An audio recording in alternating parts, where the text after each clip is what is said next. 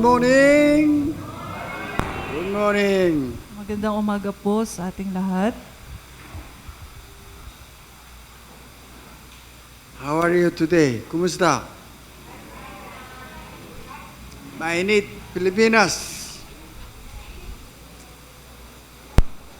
Anyway, only few weeks lang.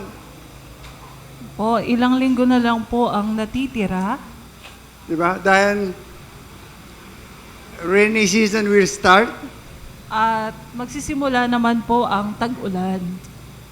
Anyway, when you feel hot, what do you think about? Sa kabilang banda po, kung kayo po ay nakakaranas ng init o nararamdaman niyo po yung init, ano po ba ang inyong iniisip? Only thinking, oh, why is so hot? Iniisip niyo lang po ba na, bakit ba ang init? Ganun lang. Ganun po ba yung ating isip? Think about who made that heat hot.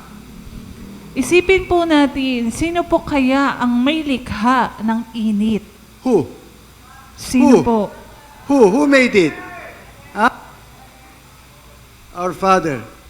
Yan po ay ang ating Ama. Yeah, He's the one made the seasons.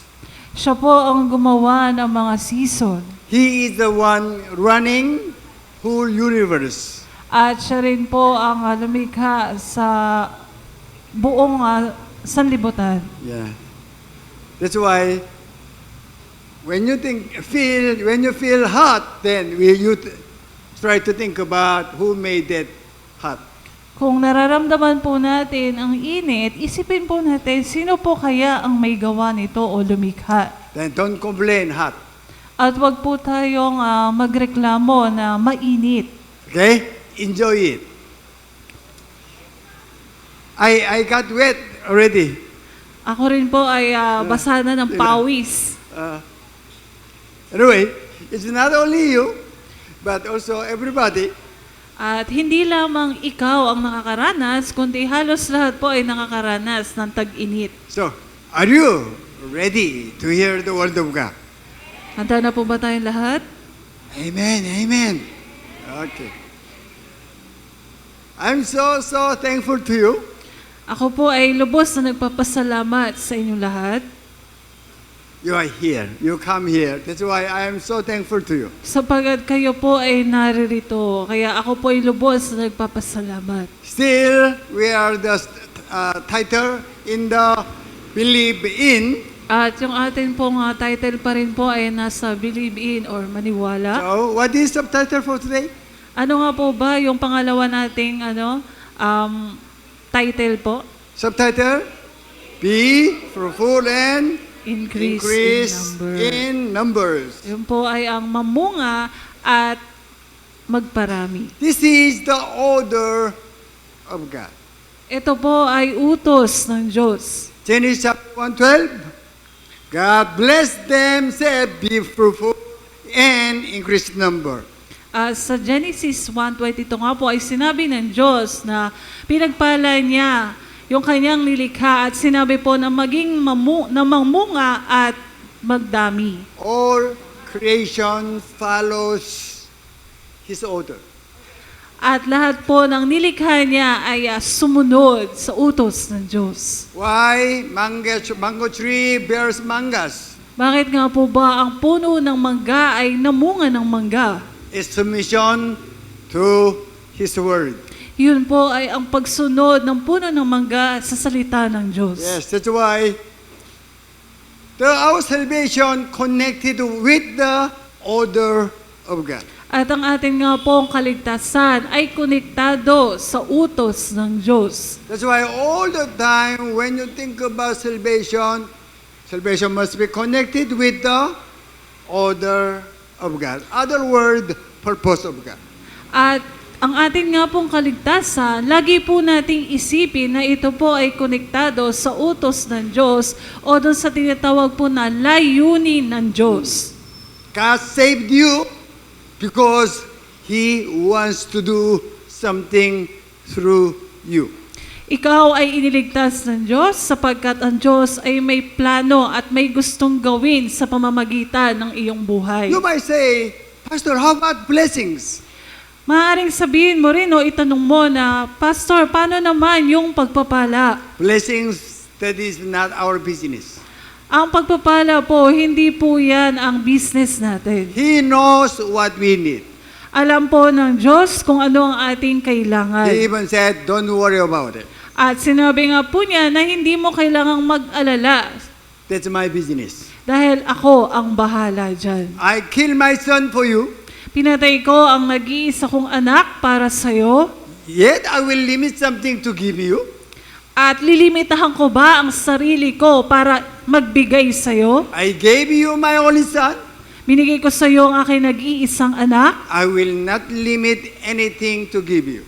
at hindi ko lilimitahan ang aking sarili na magbigay sa'yo ng You anumang bagay. parents knew, also you exercised it to give very good things to your children.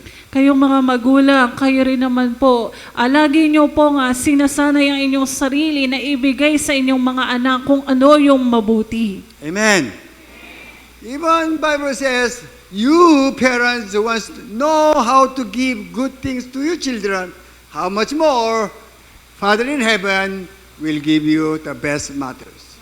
At kayong mga magulang nga po ay binibigay nyo yung mabubuting bagay sa inyong mga anak. Gaano pa po kaya ang ating amang nasa langit?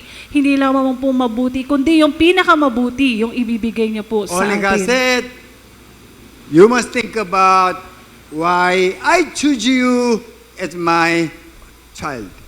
At sinasabi nga lang po ng Diyos, nang isipin lang po natin kung bakit po niya tayo pinili bilang mga anak niya. Last week we thought about we became child of God. Nakaraang linggo po atin pong pinag-usapan, tayo pong lahat ay naging anak ng Diyos. That's why subtitle was infant. Kaya po yung pamagat natin na pangalawa ay infant o sanggol. Then also we thought about how we became His child.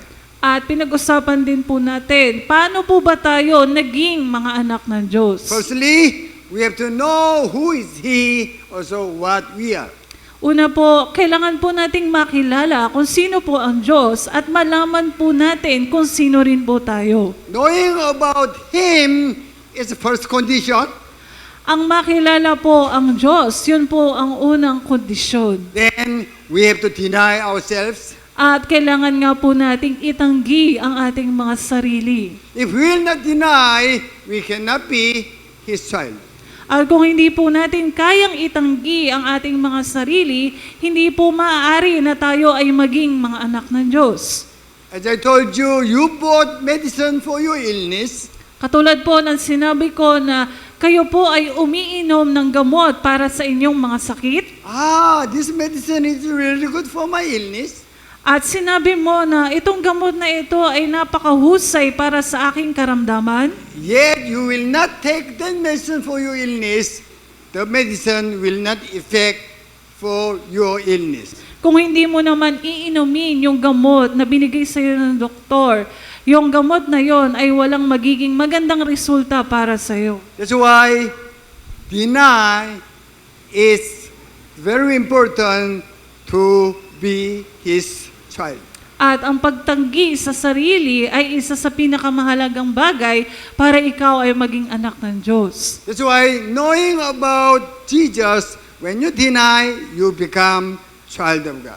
At ang kilalanin si Jesus at kapag tinanggi mo ang iyong sarili, ikaw ay magiging anak ng Diyos. That's what we call acceptance of Jesus Christ. Ang tawag po doon ay ang pagtanggap kay Kristo. Also, we say, Bible even says, you are born again. At sinabi nga po sa Biblia na ikaw ay ipinanganak na muli.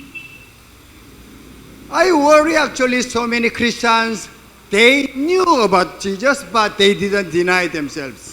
Ako po ay nag-aalala sa karamihan ng mga Kristiyano sapagkat tinanggap po nila si Jesus, ngunit hindi naman po nila maitanggi ang kanilang mga sarili. Then they are only thinking about the blessings from God. Ang tanging iniisip lamang po nila ay yung pagpapala na manggagaling sa Diyos. But they cannot develop deeper relationship with God. Ngunit hindi po nilang magawa na magkaroon ng malalim na relasyon sa Diyos. That's why we must check ourselves, we became His child or not. Kaya po mahalaga na suriin po natin ang ating mga sarili kung tayo po ba ay naging anak na ng Diyos o hindi pa. Child has very deep meaning. Ang pagiging anak po ay may malalim na kahulugan. It seems child is very weak. Kung titingnan po natin, ang anak ay parang napakahina. Yes, when we accept Jesus Christ, it seems we are weaker than anyone in the world. At kung tinanggap nga po natin si Jesus sa ating buhay, iisipin po natin o akalain po natin na tayo nga po yung may pinakamahinang kakayahan sa buong mundo. This is what? Butterfly. Ito po ay isang paru-paro. This one has life cycle. Ito po ay merong life cycle. Yes. Then become butterfly. Ayun po, mula po doon sa pagiging itlog hanggang sa pagiging caterpillar, chrysalis, and naging paru-paro po siya. We children of God also have life cycle. Ganon din naman po tayo, mga anak ng Diyos, meron din po tayong life cycle. Just like egg of butterfly, Katulad nga po ng itlog ng butterfly or ng paru-paro. yes, the egg of butterfly is very small. Ang itlog po ng paru-paro ay napakaliit. Even the insects, even birds can eat it.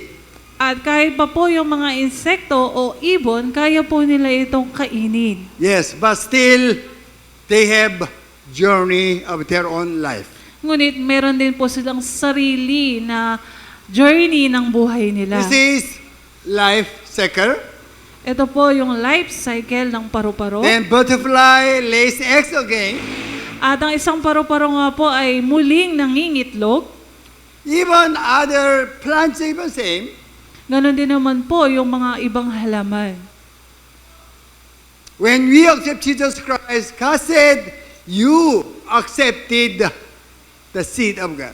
Nung tinanggap po natin si Jesus sa ating buhay, tinanggap po natin yung buto ng Diyos. Yes, when we accepted Jesus Christ, what? We accepted seed of God. Ano po ang sinabi nung tinanggap natin si Jesus? Tumanggap po tayo ng buto ng Diyos. That's why egg, even seed, even infant has the future. At ang itlog nga po o yung buto, kahit pa po ang isang sanggol ay mayroong tinatawag na kinabukasan. This is grape. Ito po ay grapes, When you open up, ubas. then there is seeds. Kapag binuksan nyo po ang ubas, makikita nyo po ang mga buto nito. When you plant it, the stem will come out, then there will be the seedling of grapes. At kapag ito po ay iyong tinanim, yung mga buto nito, meron pong parang maliit na sisibol dyan. At ito nga po ay magbubunga rin ng mga ubas. Then become very big vine, then very grapes, then also grapes will contain the seeds. At ito po ay magiging isang vine, yung pagiging puno niya. Ito nga po ay magbubunga ng marami at yung bunga ay meron din naman pong buto sa loob. So, even grapes has life cycle. Ganon din naman po ang isang ubas o puno ng ubas ay mayroong life cycle. We became infant in Christ. Tayo po ay naging mga sanggol kay Kristo. Then, God doesn't want you will remain as the infant. At ayaw po ng Diyos na manatili tayo na isang sanggol. Of course, when you give birth to your child, you are so happy. At kung ikaw nga po ay ipinanganak mo ang iyong anak, ikaw ay napakasaya. Why do you celebrate your birthday? Bakit mo ba ipinagdiriwang ang iyong pagkapanganak o kaarawan? Give birth, make everybody happy. At ang pagkapanganak po, ito po ay nagbibigay ng kasiyahan sa marami. If the baby will not grow and stay there all the time as a baby, Ngunit kung ang sanggol po ay manatiling sanggol habang buhay, when baby become 2 years, same pa rin. at ang tao po o ang bata po o sanggol ay magiging 2 taon na, ngunit parehas pa rin. Even 5 years old, the same pa rin. At kahit siya po ay umidad ng 5 taon, ngunit parang sanggol pa rin. When you celebrate 5 years birthday party, you will not be happy. At kung ipagdiriwang mo yung pagka-5 taon niya, ngunit siya ay parang sanggol pa rin, hindi ka Because magiging masaya. Baby will not grow, then baby didn't follow the life cycle. Kung ang isang sanggol po ay hindi lumaki at hindi niya nasunod yung life cycle, Or that's why we, children of God, also have life cycle. ganoon din naman po, tayo mga anak ng Diyos, meron din po tayong tinatawag na life cycle. What is subtitle for today? Ano po yung subtitle ngayong araw? Increase, be fruitful and increase numbers. Maging mabunga po at dumami o magparami. Every creation follows the order of God. At lahat nga po na nilikha ng Diyos, sinunod po nila ang utos ng Diyos. That's why even we, children of God, must follow the order of God. At kahit pa po tayo bilang mga anak ng Diyos, kailangan po nating sundin ang kanyang utos. Baby, how can baby be fruitful? Paano po magiging mabunga ang isang sanggol? Baby cannot produce next generation. Ang isang sanggol po ay walang kakayanan na gumawa ng susunod na henerasyon. Baby have to grow. Ang isang sanggol po ay kailangang lumaki. Then become young adult. At siya nga po ay magiging isang young adult. They will marry. Sila po ay magpapakasal. Then they will give birth. At sila din po ay magkakaroon ng anak. This is lifestyle. Ito po yung life cycle. Also we call life cycle. Yan po yung life cycle. Then, human also, we give birth. Ganun din naman po ang tao. Tayo po ay nanganganak. So that human also will follow the order of God. At ganun din naman po ang tao para makasunod po sila sa utos ng Diyos. If the egg is one, Kung ang buto po ay isa, they cannot increase numbers. hindi po sila dadami. Butterfly will lay egg only one, then become butterfly again, then lay egg one, then only one. Cannot be fruitful. Kung ang isang paru-paro po ay mangitlog lamang ng isa, at yung itlog po na yon ay magiging paru-paro uli, at yung paru-paro po na yon ay mangingitlog ulit ng isa, paano po sila dadami noon? Isa-isa. Meaning, God bless you to be His child. Ibig sabihin po noon, pinagpala po tayo ng Diyos na maging mga anak niya. It's not only for you, but for the others. Ibig sabihin po noon, hindi lamang para sa iyo ang pagiging anak, kundi para sa iba rin. Why? His order is, be fruitful. Bakit po? Sapagkat ang utos po ng Diyos ay mamunga. That's why God said, even Jesus said, you must share the good news. At kahit si Jesus pa po, sinabi po niya na kailangan mong ibahagi ang mabuting balita. So that others will be children of God, then they will become also be fruitful.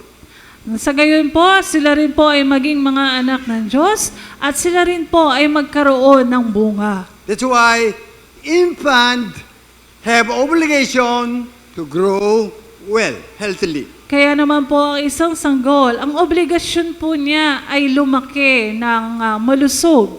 Yes, this is order of God. Opo, ito ang utos ng Diyos. When God created everything, God gave them order. Nung nilikha po ng Diyos ang lahat ng bagay, nagbigay po siya ng utos. They have to grow, they bear fruit, then they must give their life to the next generation.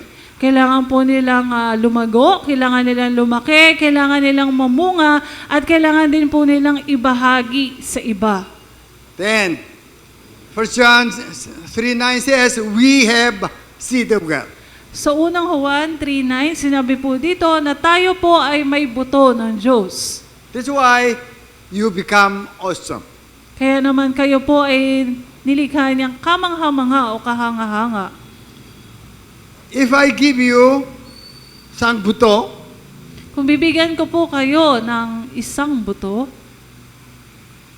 if this manga will bear gold manga, then how will you take care of it? kung halimbawa po na itong buto ng mangga ay mamunga ng gintong mangga, paano mo po kaya ito pangangalagaan? If you have conviction, if you truly believe this will grow and bear gold manga, then how will you treat this one? Kung ikaw ay naniniwala, meron kang malaking pananampalataya na itong buto na ito ay magbubunga ng gintong mangga, paano mo kaya ito aalagaan o itatrato? When you planted it, will you expect, this manga will bear only one gold manga? Kung itong mangga na ito na buto ay iyong itinanim, ang ine-expect mo po ba ay ito po ay mamumunga lamang ng isang gintong mangga? Or you will expect marami manga? O inaasahan mo na ito po ay magmumunga ng maraming gintong mangga? Siyempre, marami.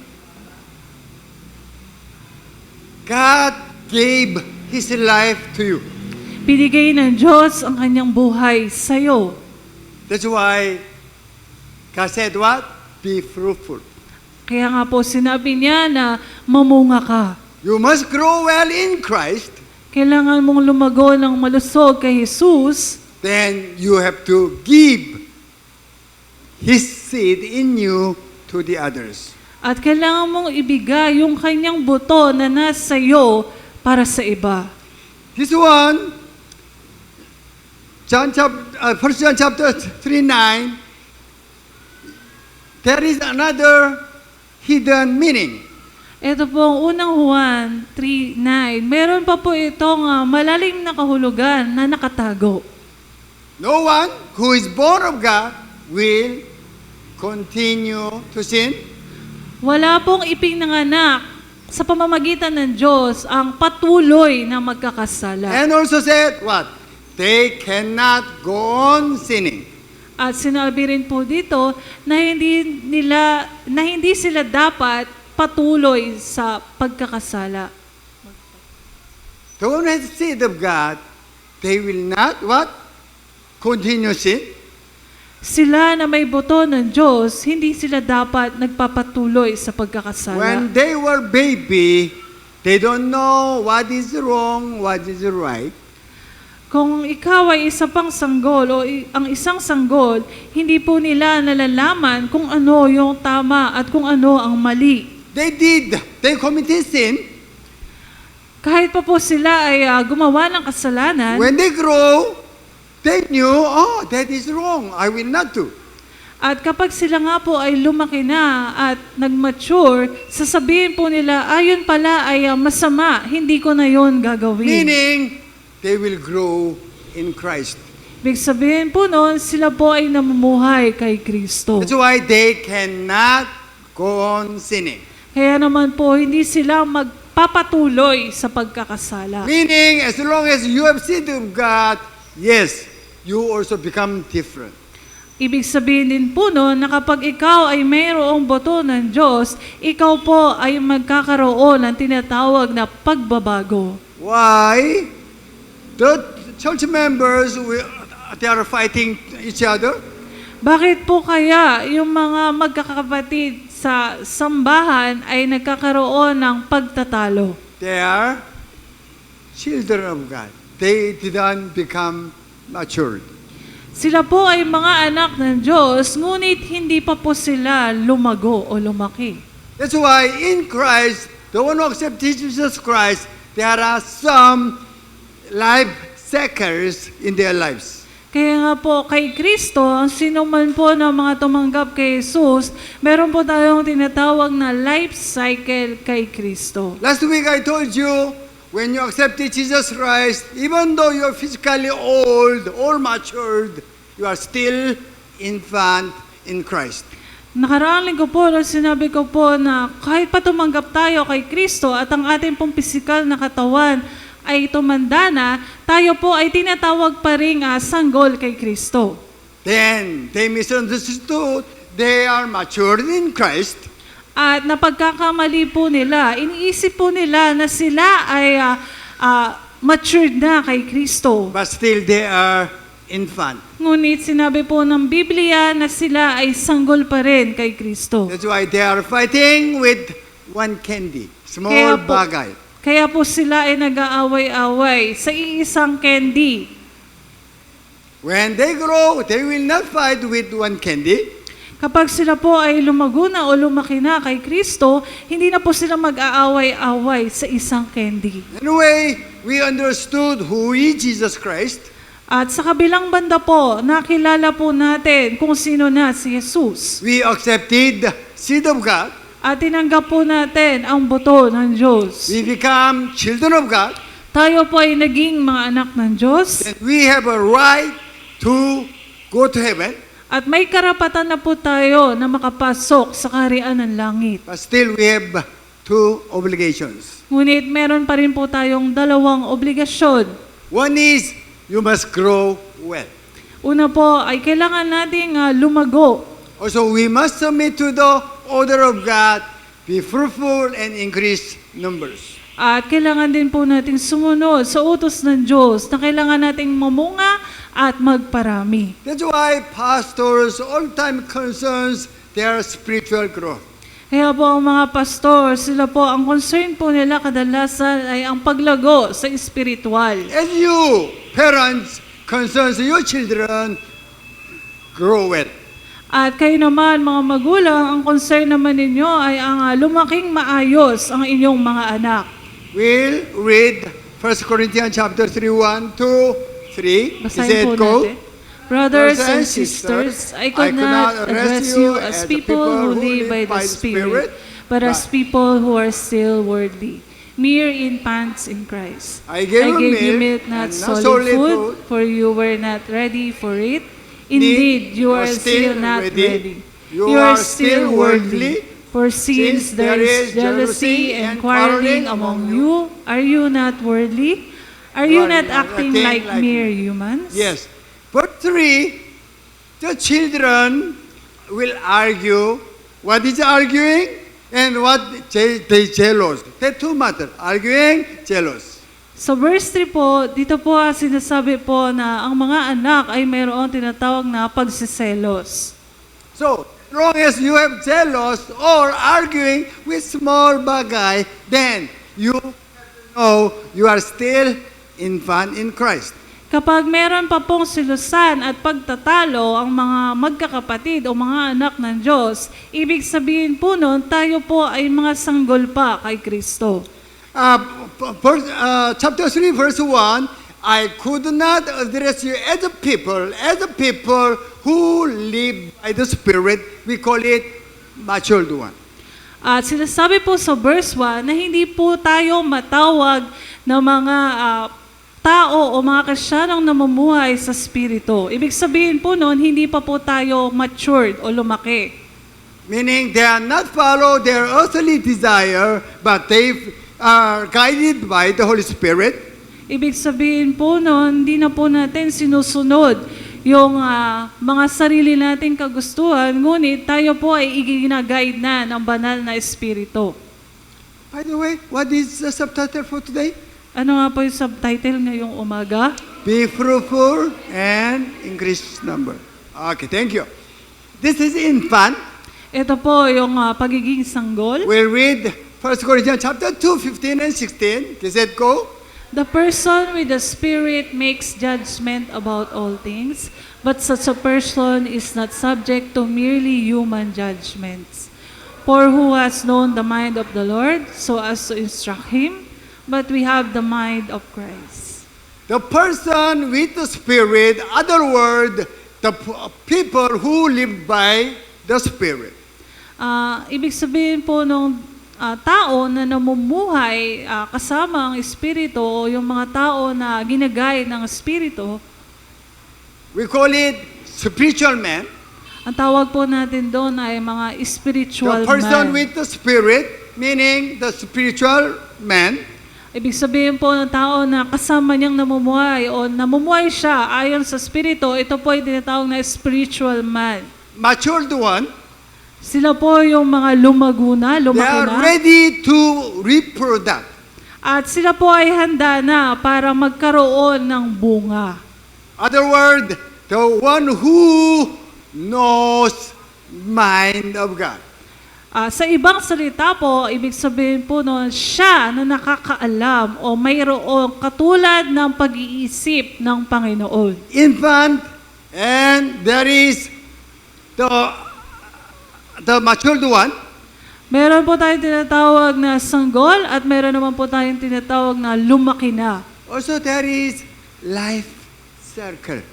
At ganun din naman po, ito po ay may tinatawag na life cycle. As you see, the person with the Spirit, the one who knew the mind of Father in heaven, At kung makikita po natin, yung tao na mayroon ng banal na espiritu sa kanyang buhay, sila po yung nakakaalam o kaisa kung anong isip meron ang amang nasa an langit. infant is almost opposite, very selfish. Ngunit ng isang sanggol po, napakalaki po ng kanilang pagkakaiba sapagkat ang isang sanggol ay makasarili.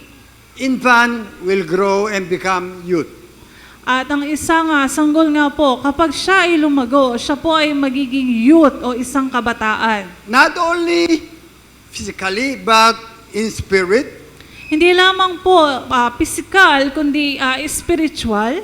When they will grow well, they become young adult. At kapag sila po ay lumago muli, at sila naman po ay tatawaging young adult. Either you are physically old or young, whatever, this life cycle in Christ all the time follows. At kahit pa ikaw ay physical, ay mature na o malaki na o tumanda na, itong life cycle na to, kailangan pa rin natin itong sundin. Your children will not grow, then what will you do? Kung ang iyong anak ay hindi lalaki, ano kaya ang iyong gagawin? You will bring them to hospital for the checkup. Dadalhin mo sila sa isang ospital at sila ay iyong patitingnan sa doktor. Even in spirit also same. Ganon din naman po sa espiritu. All the time, the child of God will not grow, then there is something problem. Ang isang anak ng Diyos, kapag hindi siya lumago, ibig sabihin nun may problema. Maybe they didn't understand what they understood. Siguro po, hindi po nila nauunawaan kung ano yung kanilang napakinggan. There is problem of acceptance of Jesus Christ. May problema po doon sa pagtanggap kay Jesus. We call it not healthy infant in Christ. Ang tawag po doon ay hindi malusog na sanggol kay Kristo. Yes, infant in Christ must grow. At ang isang sanggol kay Kristo, kailangan niyang lumago. Even at the stage of youth, if they will not grow, then also problem. At kahit pa nandun sila sa stage ng pagiging kabataan, kung hindi sila lalago, ibig sabihin po nun, meron pa rin problema. Youth still, they are not yet to reproduce. Ang isang youth o kabataan, hindi pa po sila handa na magkaroon ng bunga. Maybe physically they could do, but spiritually and emotionally, it's very hard to raise their next generation. Siguro po kung pisikal, may kakayahan po sila, ngunit yung kanilang spiritual, maging sa kanilang emosyonal, hindi po sila makakabuo o magkakaroon ng bunga. Then you must grow, become young adult.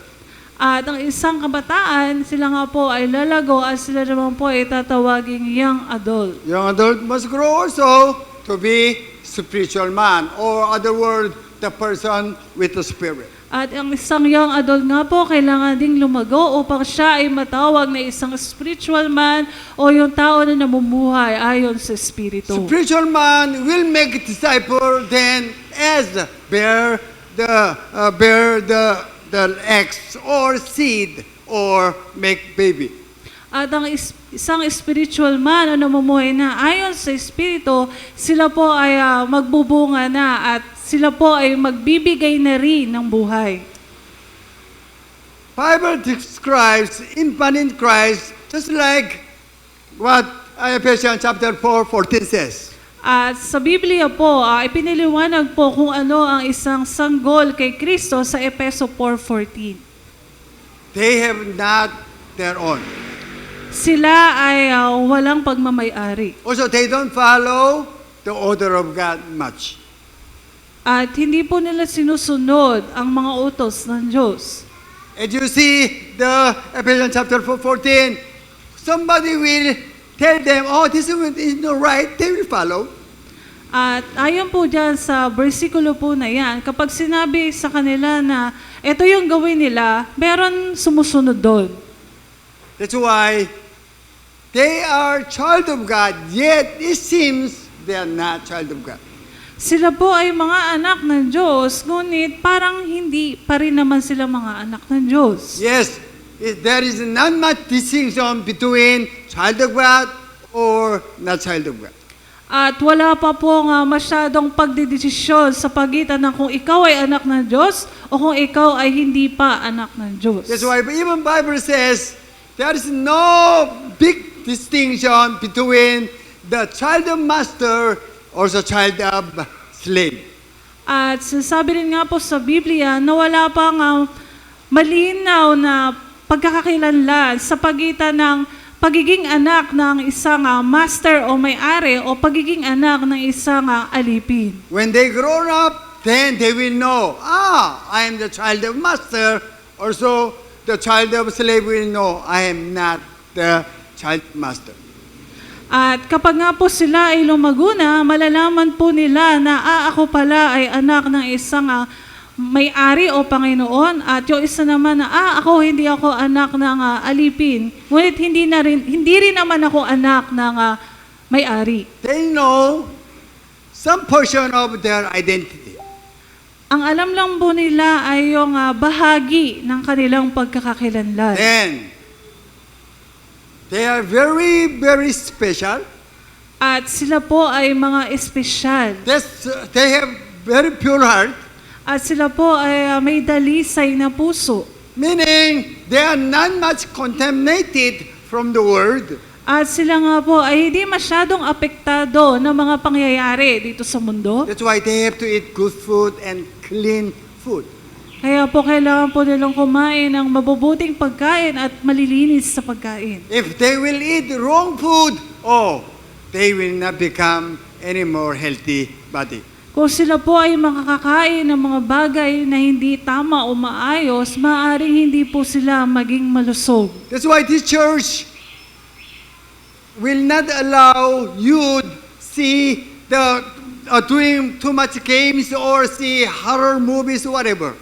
Kaya po dito sa ating sambayan, hindi po namin pinapayagan sa mga kabataan yung maglaro ng madalas sa mga games sa online o kaya naman ay manood ng mga nakakatakot na pelikula o palabas. Also before, we didn't allow listening worldly songs. At kahit noon po, hindi po namin pinapayagan ang aming mga kabataan na makinig sa mga musika na pangmundo. As long as they will hear the word of God, then they will be trained in the word of God, then they will be very special person or child of God. At kapag nga po sila ay pinalaki kay Kristo at pinalaki ng maayos, sila po ay magiging mga matured na mga anak ng Diyos. Okay. Who knows the dough? Like dough. D-E, dough. Sino po ang Do. nakakaalam sa salitang do? Who knows? D-E-W, do. Do. Who knows? Do. Do. As long as you live in the city, you cannot see. Kung kayo po ay naninirahan sa isang lungsod, hindi po kayo makakakita. Early in the morning, you went out countryside. Kung sa umaga po, kung kayo po ay sa bukid nakatira o sa countryside, On the leaves, there is the drop of water. sa isang dahon po, may makikita kayo na parang tulo ng tubig. Nobody dropped the drop of the one drop of water. At wala pong sino man ang naglagay ng isang patak ng tubig na yon. Naturally, the water was made. At natural po na yung water na yon ay nilikha. That's what we call. Yun po yung tinatawag nating hamog sa umaga. That's why youth is very pure. Kaya po ang mga kabataan, sila po ay may pusong dalisay. Also, they are very important. The time or seasons to be guided well. At napaka-importante po na ang mga kabataan ay maigay ng maayos. Then they will grow well. At sila nga po ay lalaki ng maayos. They will become young adult. At sila po ay magiging isang young adult. They are willing to lay down their lives for the Christ. At sila po ay handang ibigay ang kanilang buhay kay Jesus. Then they will become spiritual man. At sila nga po ay magiging isang spiritual man o This matured. is also life cycle of child of God. Ito po ang life cycle ng isang anak ng Diyos. That's why when I see you, I could check you out what stage you belong to. At kapag nakita ko nga po kayo, nasusuri ko po kung anong estado na po kayo. Yes. The spiritual, the person with spirit are willing to do everything what God told them. At ang tao po na may espiritu o namumuhay ayon sa espiritu, sila po ay handa nang ibigay ang anumang bagay para po sumunod sa utos ng Diyos. But the infant in Christ, yes, they are child of God, yet they are very depend on themselves. Ngunit ang isang sanggol kay Kristo, kahit pa po sila ay mga anak na ng Diyos o anak na ng Diyos, sila po ay nakadepende pa rin, hindi sa Diyos kundi sa kanilang sarili. That's why you become child of God, then you are not doing what God wants you to do, then you are still infant. Kung ikaw ay anak na ng Diyos, ngunit hindi mo naman sinusunod kung ano ang sinasabi ng Diyos o ng iyong ama, matatawag ka na ikaw ay sanggol kay Kristo. When you grown up, then the portion which you want to follow the order of God become bigger. At kung ikaw ay lumago na o ikaw ay lumaki na, yung iyong pagsunod sa Diyos ay mas nagiging malaki sa bahagi ng Diyos. That's why Bible gave us order, you must grow.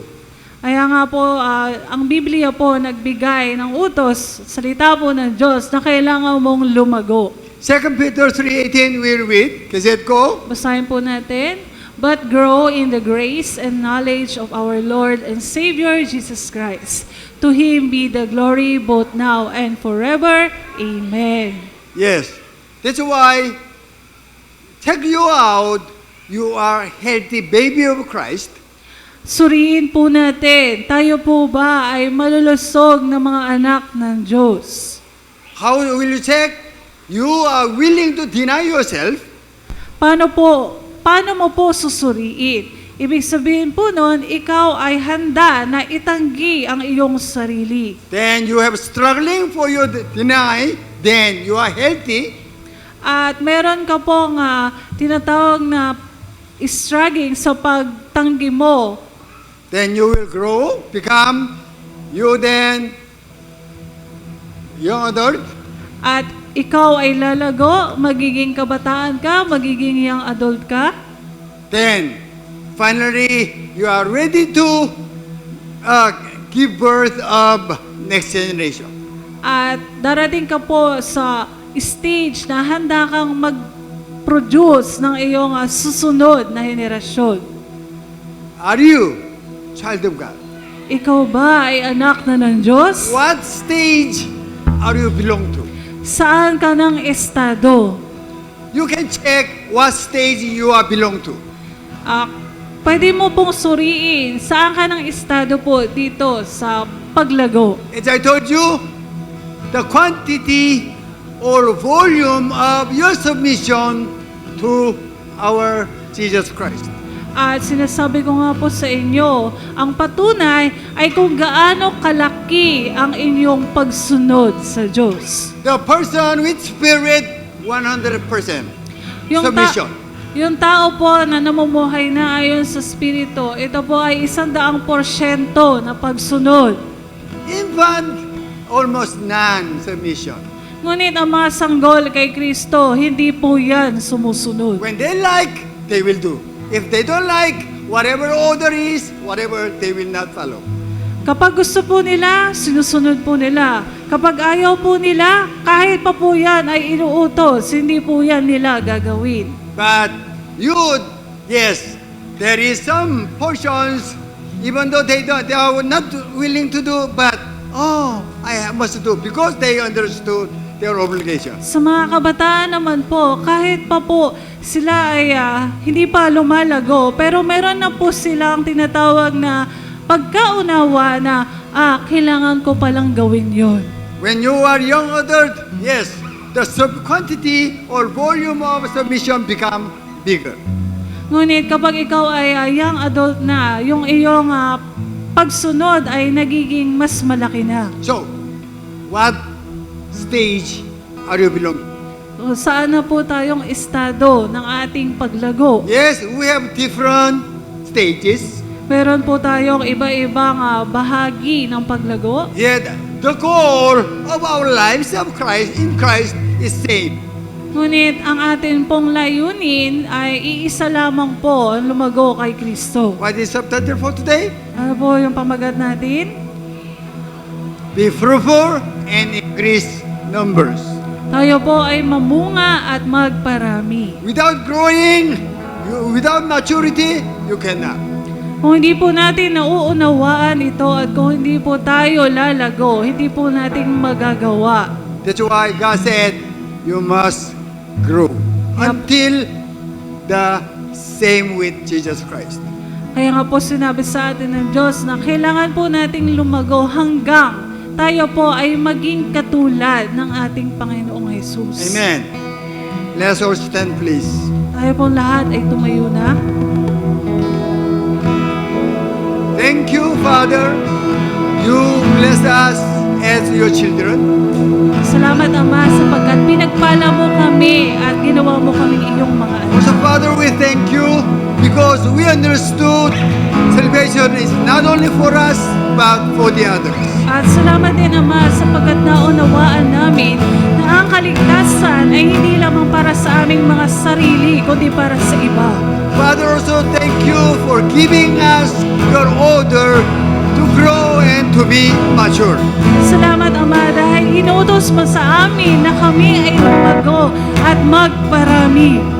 Also, Father, we thank you for your presence. Salamat din, Ama, sa iyong presensya. Also, Father, we thank you for your love and your Holy Spirit. At salamat din, Ama, sa malaking pag-ibig mo at sa iyong banal na Espiritu. Okay? Glorify Him through our shouting. Purihin po natin, Ama, sa pamamagitan po ng ating pagsigaw. Let us shout hallelujah! Hallelujah!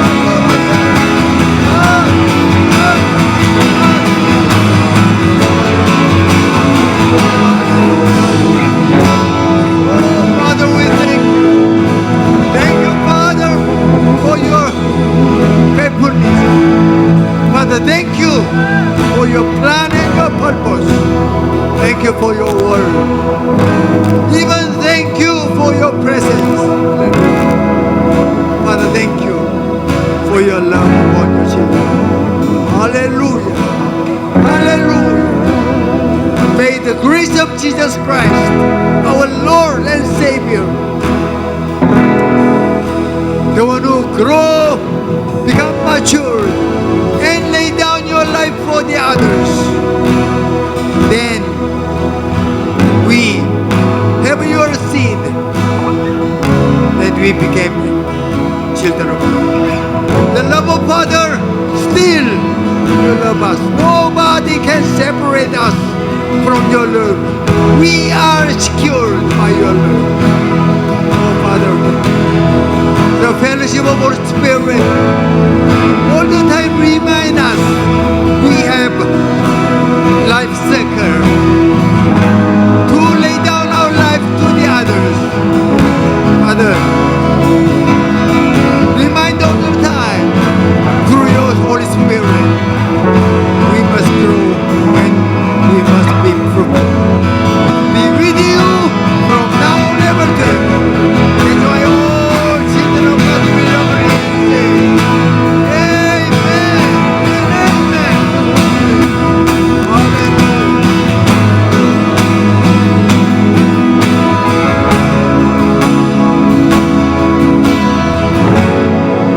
You may be seated for the announcement.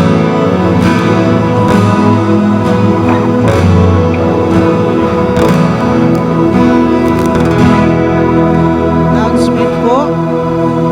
Alam na. Kami nga po, be fruitful and increase in number. So ano pong kailangan gawin para sa Lord's service?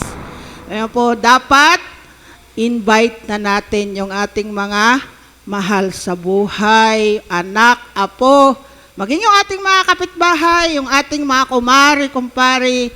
Sabi nga po, tayo po ay nakatanggap ng seed of God, even the word of God. So, kailangan po natin silang dalhin dito para naman sila po ay makatanggap din katulad natin. So, wag lang po tayong opo. Kailan na po natin kumilos.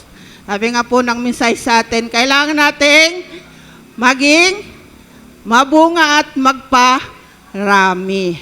Kung yung mga ating mga nagparami, ano pa kaya yung pagiging anak ng Diyos natin? So, magparami na po tayo. Na-encourage natin ang lahat.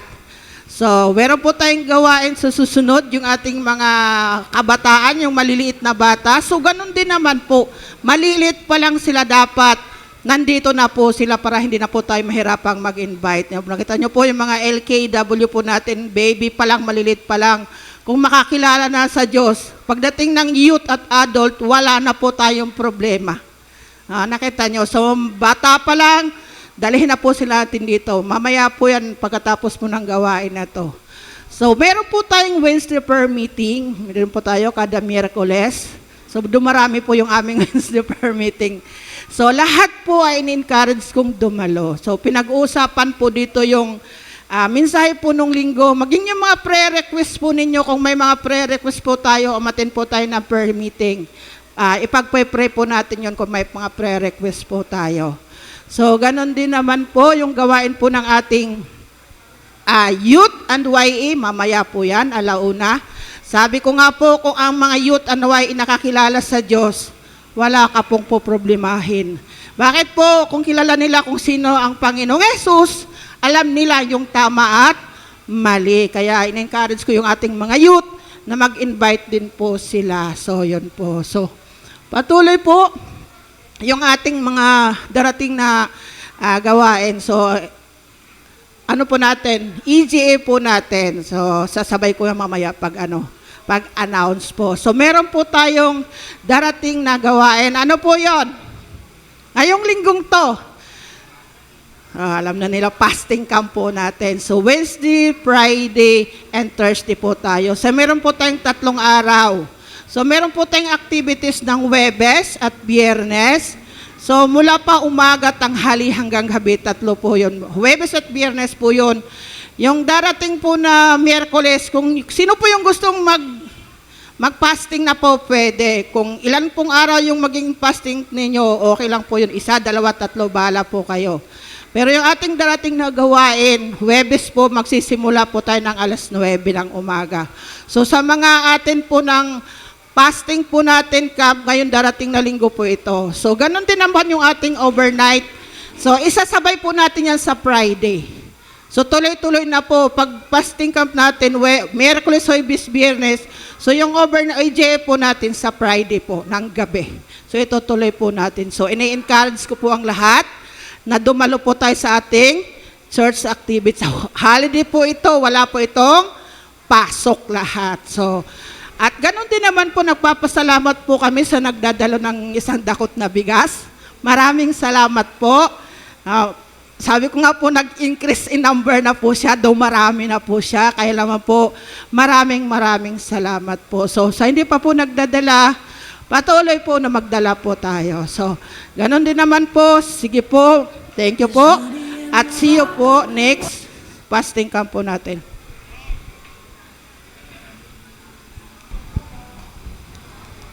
Thank you po, Sister J. Very specific po yung announcement.